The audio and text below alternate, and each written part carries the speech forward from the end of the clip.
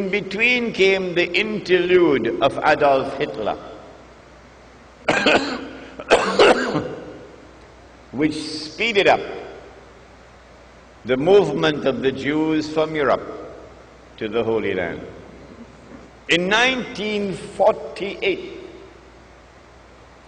Britain did something strangest of all. Britain is a state with a tremendous commitment to the rule of law. And so every time Britain decolonized, there was always an insistence of a legal transfer of power. And then you had the flags going up at midnight, and the national anthem and this constitution and so on. A legal transfer of power. It happened in Trinidad as well. But in 1948, when Britain left the Holy Land, she left like a thief in the dark.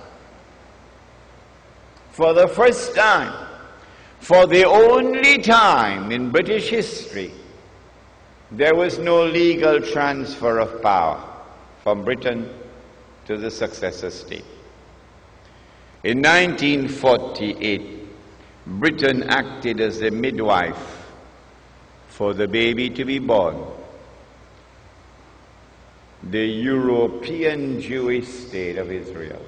And so my answer is that that island of Tamim ud-Dari is Britain.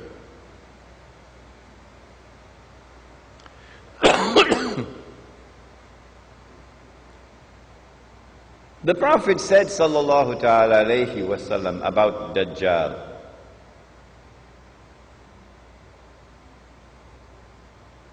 that he would ride on a donkey, and the donkey would travel as fast as the clouds, and the donkey would have his ears stretched out wide.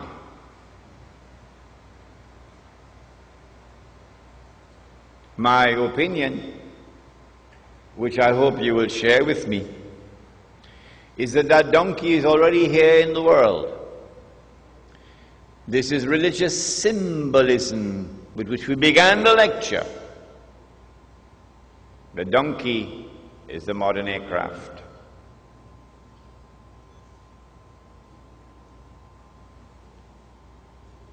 And since the Antichrist brings with him the modern aircraft, the Antichrist commands the skies.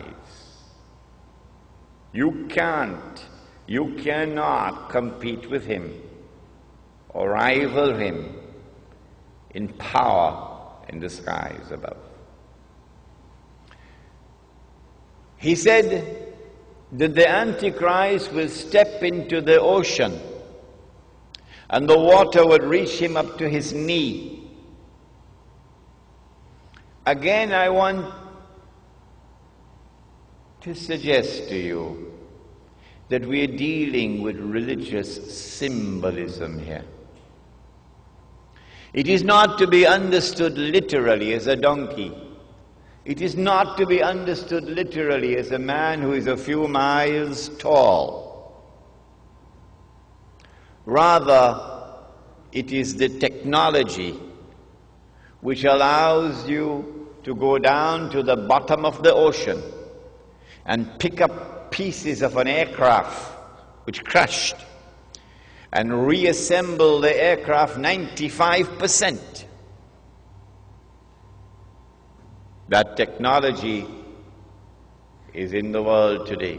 The Antichrist would be jumping about between the heavens and the earth.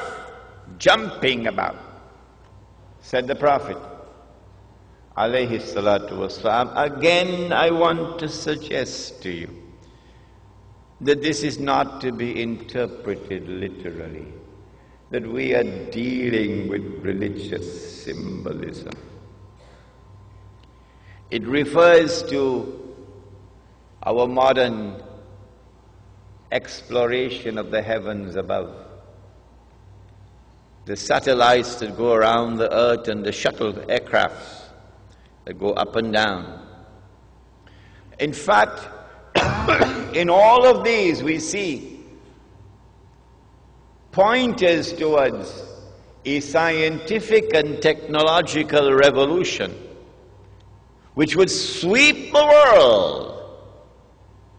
And the mastermind behind that scientific and technological revolution is the Antichrist.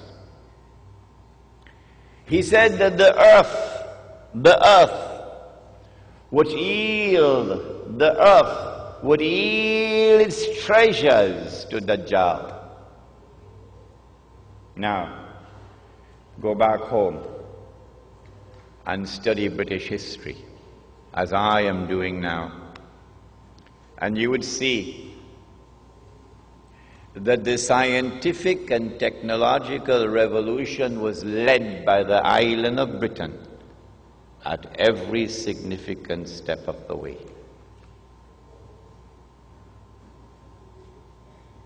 The earth would yield its treasures to Dajjal. Last year, my wife and I visited the city of Kimberley in South Africa. Kimberley is famous for its diamonds, the Kimberley diamonds.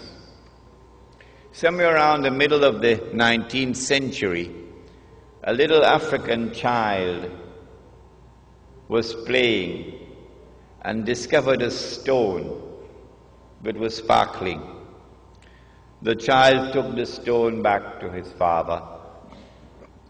The father took the stone to the European Commissioner.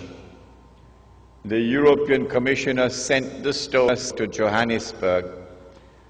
And when they examined the stone, they found that it was one of the biggest diamonds that had ever been discovered.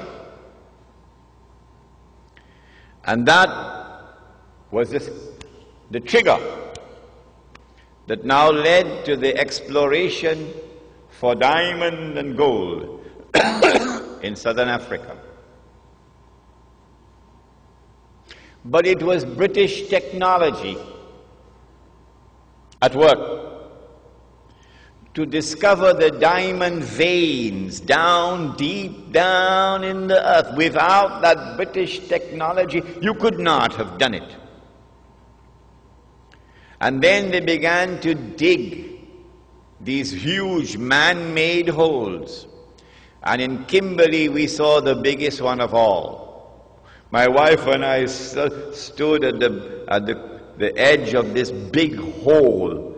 Big hole. You could put a couple of aircraft down inside there. And way down at the bottom of the hole, way down deep inside the earth, they went and they mined the diamonds. Out of that Kimberley diamond mine, they extracted, you know, a wheelbarrow?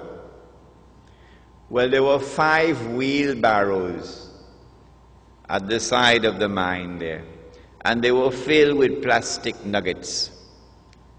And this was meant to show us how many diamonds were mined at Kimberley before the mine was closed down in 1914. All of that effort of digging this big hole in order to get 5 wheelbarrows filled of diamonds.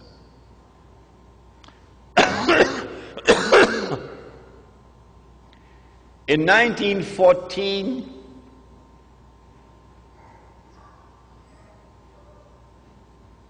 the stage was set. The Zionist movement had taken control of the diamond mines of South Africa and used a man named Cecil John Rhodes as a front man. The Rothschild Bank of Europe, a Jewish bank, financed him. And they were able to harvest all those diamonds and then use the sale of those diamonds to build up a war chest